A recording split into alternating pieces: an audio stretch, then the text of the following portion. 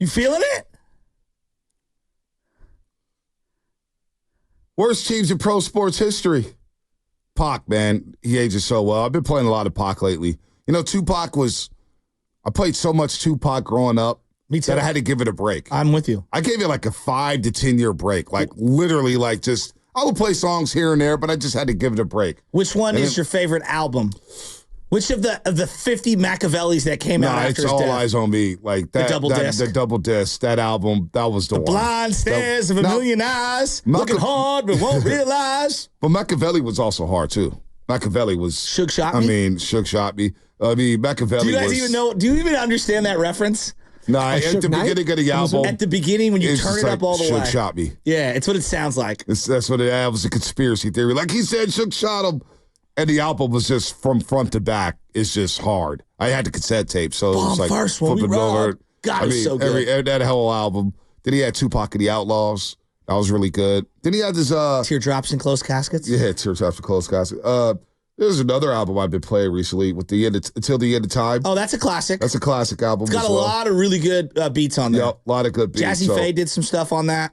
Yeah, that album was pretty good. I was actually recently playing it, so that was a good one. Yeah, I've got I gave him 10 songs, an eclectic list. Even though you're only supposed to give him 5. Well, that's how I do it, you know? We just don't have 10 rejoins. Otherwise, I would love to do all of them. Well, then maybe that on the way out the door, we play some of them, you know?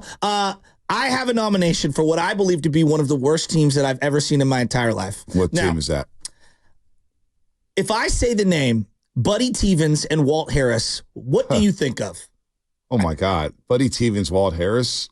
Walt Harris. The white Walt Harris. Yeah. Not the cornerback who played for the Niners. Okay, so we're talking baseball then. No, we're talking Stanford football 2005, 2006. Oh, my gosh. Walt Harris from Pittsburgh, the head coach who was at Pitt. Did he go to UC Davis after or something like that? So what happened was I believe, and this is off the top of my head, and I did a little bit of research at the break. I remember when they lost to UC Davis. And yeah, they lost to UC Davis. That was the signaling. It was the Freeway Series, whatever they call it. That was the signaling of, oh, my God, could Stanford football get dropped from Division I? Should they be relegated out of the Pac-12, which at the time was the Pac-10? And then they hired Walt Harris in 06 and went 1-11. 1-11. They were bad. They were really bad. They were so bad. They were really Can you name bad. any players? I can't name one player. I'm going to give you a couple names. I can't name one player on that team. Ostrander.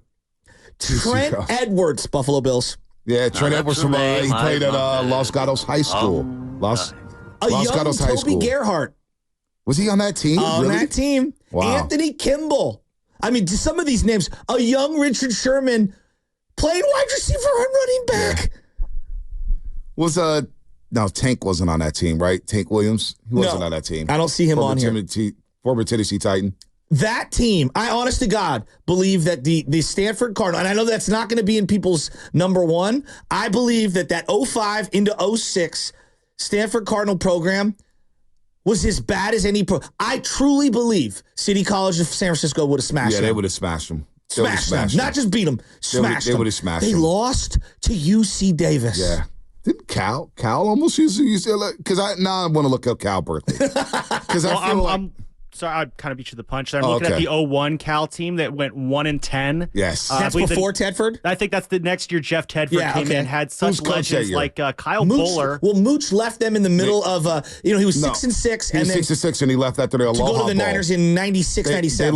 They lost the Aloha Bowl to Navy. Yes. In Hawaii. Then he got the Niner job like a couple days later. It's like, he went 6-6. Well, it was very Cliff Kingsbury-ish. Yeah. But Mooch was a lot better. I love how you always defend him. No, he was good with the Niners. He was okay. He got a lot of heat. Cal's only win that year was against Rutgers at the end of the year. That game was rescheduled. It was supposed to take place the week of 9/11, but obviously they had to reschedule all those games. Wasn't that game at Rutgers too? Yeah, it was at Rutgers. It was at Rutgers. It was rescheduled on the Friday after Thanksgiving. That was the only win they got that year. It is crazy how there was a period of football for about 15 straight years. Once Tedford showed up, Cal was pumping out NFL players. And Stanford, once Harbaugh showed up, and you got to give David Shaw a lot of credit. Too. They were pumping out NFL players, not just a couple. I mean, everywhere you look, there were offensive linemen from Stanford. There were defensive players left and right. You look at Cal. Cal had a who's who of not just good, elite NFL players. Well, you look at those David Shaw Stanford teams, it was always just that one loss because everyone basically agreed like this is the most physical Pac-12 team that could definitely go toe-to-toe with any SEC team. Tyler Gaffney one year. They played Oregon. They played Oregon on Thursday Night Football. They came in as the number 1 team. Marcus Mariota had a knee injury. He had 45 carries in that football game. No way. 45 carries in a game. That's crazy. So oh my God, I'm looking at this Cal team. Tom Homo was the coach. Tom Homo. Yeah, former Niner. Tom Homo. I was also a Green Bay assistant, I believe, for a minute. BYU. Kyle Bowler. Kyle Bowler was the Kyle Bowler. He could sit on one knee and throw the ball 80 yards. Oh, he was so bad. Kyle Bowler. You know what's funny is I had his Marshall's jersey because he wore number 8. And by the time Aaron Rodgers got to Cal and got to, I went and got one of those like $20 Marshall's jerseys. But it wasn't Aaron Rodgers. It was actually Kyle Bowler. But they didn't have the names on the back. They didn't have the names. Dude, Burl Toller was on that team. Shout out Burl Turlow. I always hate when I look at guys like that, Kyle Bowler, and you name search him. I was like, why are they always in Raider jerseys? Why? He was a Raider for a year. He was a Raven for 5 Nnamdi Asomugha was on that team. Yeah, Nnamdi was sick. Nnamdi was on that team? Nnamdi was on that 01 Raiders, team. Nnamdi was sick. After that, he stunk. Nnamdi was on that team. Worst Raider team in your lifetime, Spadone? I mean, probably, 06, right? When they got the number 1 overall pick? Like heading into that because they got Jamarcus that year. 2-14. That's the last time they drafted a quarterback in the first round. We were talking about yesterday. Andrew Walter, Arizona State. Yep. Oh yeah, Aaron Brooks went 0-8 in that game. I actually like Aaron Brooks. I do too. Ronald Curry, who Drew Hinton was a high school phenom. North Carolina. Yep, North Carolina. But Hooper too, right? Yeah, Hooper, football player. He was supposed to be that guy. He was a quarterback, and then obviously moved to wide receiver. Lamont Jordan was on that team. Zach Crockett. Justin Fargas. Hey, Zach Crockett, 4th and 1 in Madden, undefeated. It was. You cannot stop him. It was. Good call. Randy Moss was on that team. Randy. Played 13 games, 42 receptions. Yeah, he was cooked. Oh, yeah. I remember they traded him to New England, and I always tell the story that fantasy draft that next season.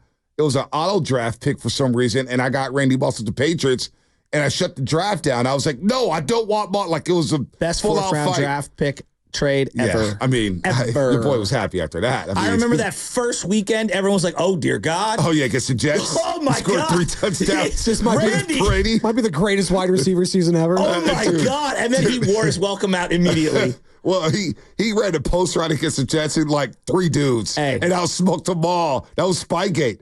And Brady threw a dime, and it was like, Randy Moss had 3 touchdowns.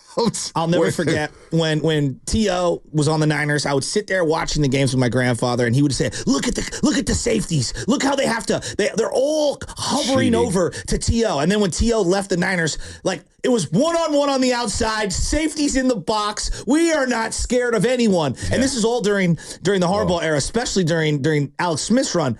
The second they got Randy Moss in 2012, every team safety was like, even he was like 40 at the time. Every safety was like, I gotta shade over here to Randy Moss. Doubt. The fear of Randy Moss at 40 years old was still there. Well, you better get Ayuk and Kev because we may see a lot. We may see 9 in the box this year, considering who's playing wide receiver. Trent Taylor. I mean, he's a receiver. He will. I don't think Trent Taylor will be on this football team. I'm not going to get outraged about Trent Taylor. Can Nick Bosa drop back in coverage against Trent Taylor? By the way, have breakfast with the roast. All this week, we're giving you a chance to come in and have breakfast with the roast.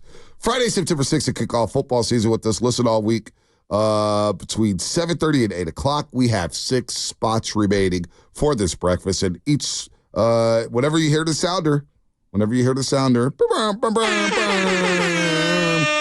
air horns, be the 10th caller, and you win a spot for breakfast with the roast. Breakfast provided by our good friends at Jack's Restaurant. Should be a lot of fun there. Coming up, brought to you by Fremont Bank, celebrating 60 years of full-service banking with no compromises. We'll continue to roll on our worst teams that we've ever seen in our lifetime. Worst teams ever. What's the worst team baseball, football, basketball, worst team you ever seen in your lifetime? There's some bad Sixer teams out there. Some bad Sixer teams. Trust the process. Trust the process. I've got a CYO team I'm going to nominate. There's some Pop Warner teams. There's a lot of high school teams. What's the worst team you ever seen or played on? That's coming up here. 888-957-9570 is the number. We'll do that coming up on the other side.